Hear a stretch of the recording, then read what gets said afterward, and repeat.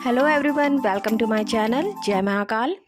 दुनिया भर के जीव वैज्ञानिकों ने सांपों पर रिसर्च किए, पता लगाने की कोशिश की कि सांप के पास दो जीभ क्यों होती है।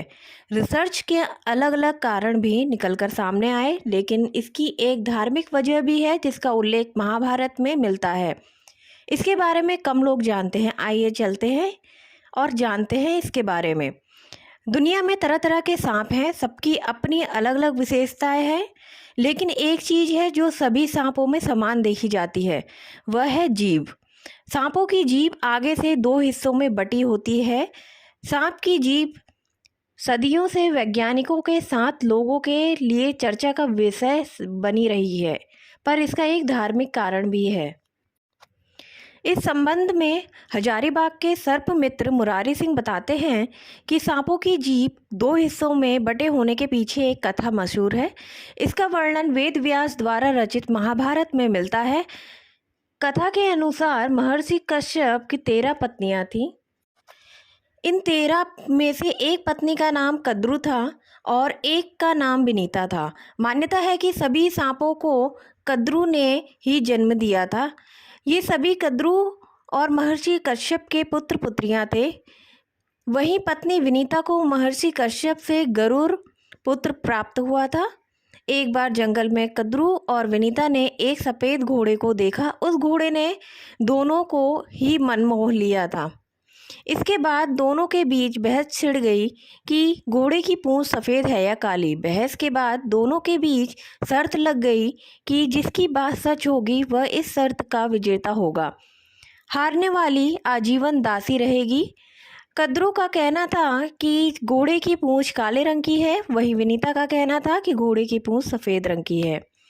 इसके बाद कद्रू ने अपने बच्चों को यह आज्ञा दी कि वह अपना रूप छोटा कर घोड़े की पूंछ में जाकर लिपट जाएं, ताकि दूर से यह आभास हो कि घोड़े की पूंछ सफ़ेद रंग की बजाय काले रंग की है। लेकिन कद्रू के बच्चों ने ये काम करने से मना कर दिया, जिसके बाद कद्रू अपने बच्चों को भस्म होने का श्राप देने लगी।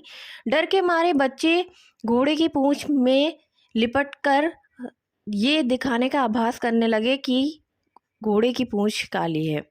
विनीता शर्त हार गई और शर्त के मुताबिक उसने दासी बनना स्वीकार कर लिया। यह बात जब विनीता के पुत्र गरुड़ को पता चली, तब वह अपने सर्प भाइयों के पास पहुंचा और माता को दासी से मुक्त करवाने की बात कही। उसके भाइयों ने शर्त रखी कि अगर वह स्वर्ग से अमृत कलश लेकर आएगा तो उसकी माता को दासी से मुक्त करा दिया जाएगा। इसके बाद गरुड़ स्वर्ग से अमृत कलश लेकर पृथ्वी पर पहुंच गया और उसे कुश घास के पास रख दिया। अपने भाइयों को कहा कि अमृत का सेवन करने से पहले वह जाकर तालाब में स्नान कर ले। इतनी देर में भगवान इंद्र अमृत का पीछा करते हुए पृथ्वीलोक पर पहुंचे और अमृत का कलश उठाकर वापस स्वर्ग लौट गए। जब सारे सर्प तालाब में स्नान कर लौटे तो देखा कि कलश वहां पर नहीं है, जिस कारण उन्होंने कुश को ही समझ लिया और उसको चाट लिया कि यहाँ पर अमृत की कुछ बूंदें अवश्य गिरी होंगी। इस कुश घास को चाटने से हमें अमृत की प्राप्ति होगी, जिससे उनकी जीभ दो हिस्सों में कट गई। सर्प मित्र मुरारी सिंह आगे बताते हैं कि इसके अलावा कई जीव वैज्ञानिकों का यह दावा है कि सर्प अपनी जीभ के एक हिस्से में गंध को जमा करते हैं और एक हिस्से का इस्तेमाल भोजन को नीचे ले जाने में इस्तेमाल करते हैं। यह सांप को अन्य जीव से अलग बनाता है। तो दोस्तों, वीडियो पसंद आई हो, जानकारी आपको पसंद आई हो तो लाइक शेयर और कमेंट करें। जय Mahakal. Thank you for watching.